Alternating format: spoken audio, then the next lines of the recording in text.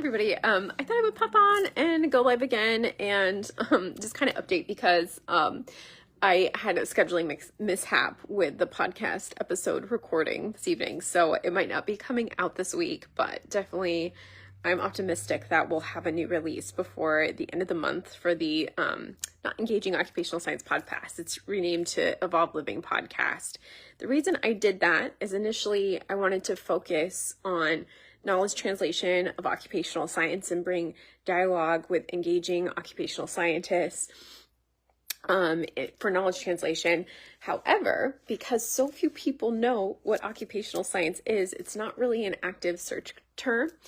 And it quickly also evolved to wanting to hold space for interdisciplinary dialogue. So I didn't want it siloed and exclusive to occupational science. I wanted to role model how an occupational science informed approach could look in practice in creating space for dialogue across differences. And really part of being science-based profession is being part of a lineage of collective interdisciplinary scientific inquiry. Part of being trained in sciences from the Evergreen State College is I was actually wired from the beginning engaging in scientific inquiry to view all of science as an interdisciplinary exercise. When you're learning evolutionary field biology, you depend very heavily on the scholarship of geologists and of the different, like botany, for example. All the different scientific disciplines are so helpful. You have to know their language well enough to see how it relates to the phenomena that you're seeking to study through a scientific lens. So I really wanted to role model that. And I was also just kind of hungry too for conversation at this level is rare to access outside of the academy. So that was a big focus of it. I thought I would explain why it got renamed. But part of renaming it to Evolve Living as well was this hope that at some point the conversations could also evolve in such a way that they could be accessible, or I could demonstrate how we can translate knowledge also to like various lay audience and population. This is so important as occupational therapists in particular, because our knowledge translation burden is so high. We have to not only speak the language of the insurance companies and different providers and the different colleagues that we work at and really pivot our message so it can land in a tangible way with those different audiences, but we also want our messaging to land with our clients who in many cases haven't even had the opportunity to really access the type of education that would warrant like exposure to our terminology. And I was raised from kind of a young age. One of the things, like my hyper focus and special interest in high school was the United States Constitution and really focusing on civic awareness and civic literacy. And I think that's kind of how I feel about the practice framework. But sometimes I have that thing where I'm both a rule follower and a rule breaker that I think is encoded into a lot of OTs. And you're not allowed to just like share the practice framework in its current form outside of the AOTA paywall. And I think that now that I'm opening up this door again, that's one of the things that I'm exploring is using leveraging fair use and dialogue and whatnot. We can talk about the practice framework and get some dialogue about it out and some general literacy and figuring out ways to break it down where we're both simplifying it, but also elucidating how complex it is as a document. Part of what really makes occupational therapy and occupational science so difficult to understand is because these things that we take for granted that our bodies functionally adapt to in the context of our environment, they seem simple to us, like toileting, grooming, bathing, and hygiene, but they've taken collectively millions of years, these capacities to evolve. And what's exceptional about human beings is how plastic and adaptive we are to a wide range of habitats and circumstances.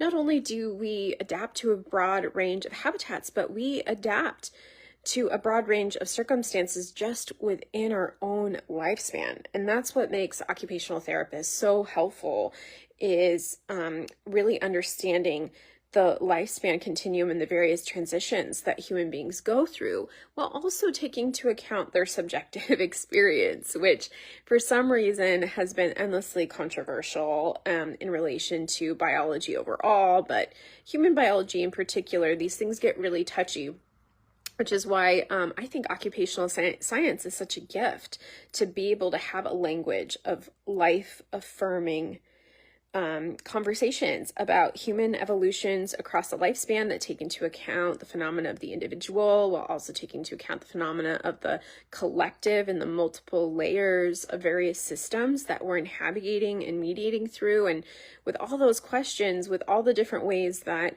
our institutional environments impact our health and limit possibilities, how do we imagine new possibilities beyond that? How do we think creatively to still have meaningful and fulfilling lives?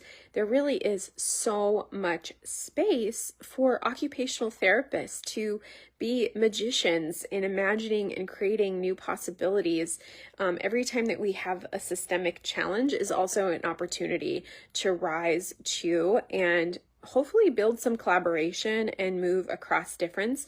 Those are really a lot of my core intentions. And now that I'm kind of, 2 years out of feeling like I have to frame everything very precisely or disruptively, or the sense of really kind of having to prove myself in those space, now that that's kind of sloughed off, and I have a couple years of really applying these practices in the field and having them work really quite well for me in a variety of, kind of the ways that I don't have trouble finding work. I have clients that are happy with my services. I see transformative outcomes, especially in relation to GG codes. I help my companies understand the policy systems and the different collaborations that are available in pretty much no matter what system I'm at. I've come up with lots of different tricks to help me provide accurate and timely documentation that hits, Medicare's requirements, OTPF's requirements. It's kind of like a fun riddle for me.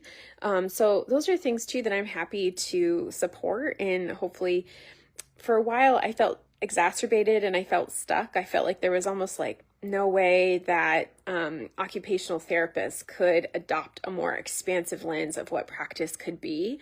But since taking a break for this past year and really seeing how the dialogue around our profession and OTs that are finding their voice, their assertiveness, Dr. Alison Stover talks this about just being the elephant in the room and speaking to those uncomfortable unspoken truths that we bear witness to. I'm so glad that so many of us are finding our voice, and I feel really privileged to be part of this movement. That's really what I wanted from this career, and I'm interested in connecting with the other OTs as I kind of salve my feeling like the odd duck in our practice, or are struggling to find community in occupational therapy spaces. I'm working through that a little bit, but I'm open to making friends on here and seeing who are those that are also signing up to be transformative agents that would like to engage with, brainstorm, and support each other with resources and how we're moving out there. Just this morning, I was blown away finding out that just in my own neighborhood, there are OTs starting private practices serving age 21 and up. And really not just telling, but showing what OTs are capable of, and breaking out of these silos and seeing how we can envision collaborative practice with all these new payment models that are emerging. It really is heart affirming. It's so funny that sometimes taking a break from this space and allowing others the grace to rise into their power to feel it is almost another way that we're of service. So yeah, I'm proud of everybody that has been finding their own and all the policy literacy that's been taking place in the OT and OS community. And I would love to know what kind of content about occupational science, policy systems, practical approach, what sort of tips could be helpful for an occupational therapy or occupational therapist, occupational therapy assistant, or occupational therapist in the US context. What sort of tangible resources could be helpful? I think part of my vision is to be kind of like a Robin Hood of the academy, of, distributing these treasures that we can use to support, enliven, and up-level our practice outside of these more exclusive spaces. And know that when I say that too, these things aren't mutually exclusive. a lot of what I'm trying to encourage different associations to look at is really investing viably in marketing. There has to be a pathway from the field into those spaces, which is not to say like everything needs to be free and we need to dissolve all of our, mechanisms for making these practices sustainable. That's not really my full goal, but I do think that marketing needs to be built into the foundations of almost any development that we want to impact OT practice. We need to think mindfully about how this information can be accessed, not just by field clinicians, but also for our clients, and to get diverse perspectives so that we can be in alignment with best practices for ecological validity. We're not trying to make standardized lives. We're not trying to micromanage or control human beings. We're trying to enliven their most meaningful occupational lives that evolve with them and create meaning and fulfillment and purpose that we can't possibly presume to know ahead of time. We got to collaborate with our clients, which means individual, micro, meso, and macro level. And those are different kinds of skill sets and ones that we do have formal permission to engage with, both by our federal association here in AOTA, international partnerships with organizations such as the International Society for the Study of Occupation. We got that commitment from SSO USA. I just looked at CSOS, the Canadian Society for Occupational Science, I think is their acronym, is doing a virtual conference this year, which is huge growth coming out. They have a call for papers right now. That's so exciting. So I am really feeling more enlivened and more excited to be part of the emergent occupational therapy community. I'm so thrilled to see how much bravery has taken place in the space and the confidence that OTs have found to stand up for themselves as holistic practitioners and imagining new possibilities, not just for our clients, but also for ourselves, and getting out there and being the change that we want to see in the world. If that describes you, I would love to connect. Feel free to reach out. I'm going to open up my calendar. I just want to communicate and get to know, like, what sort of challenges are you facing in the field? How can I use how many years was it? Something like 13 years I've spent in higher education at this point, of what tools I can maybe make available and help break down at least how I've been able to make some of these things work, and brainstorm and empowering each other for thinking outside of the box. In my initial area, the first, decade, honestly, of my time, at least on Facebook, I need to learn how to be engaged on the other social media platforms. But I really came of age in my first, 5 years of practice in particular, was a can't do OT attitude. And it was really struggling. I always felt like I was running my head up against the wall with very limited conceptions of what OT laws were, what was legal for us to do or not, and just so many mixed messages. Now that I have a more systemic perspective, I understand where this is coming from, and I've also been able to find and envision pathways out of it. So if that's a trail that you feel like you've been on, let's support each other through this. Know that you're not wrong. There's actually there's a million different ways to be an occupational therapy practitioner, and there's really not that many ways to fully get it wrong. And anybody that tells you is usually projecting their own insecurities, limited beliefs, fears, and whatnot.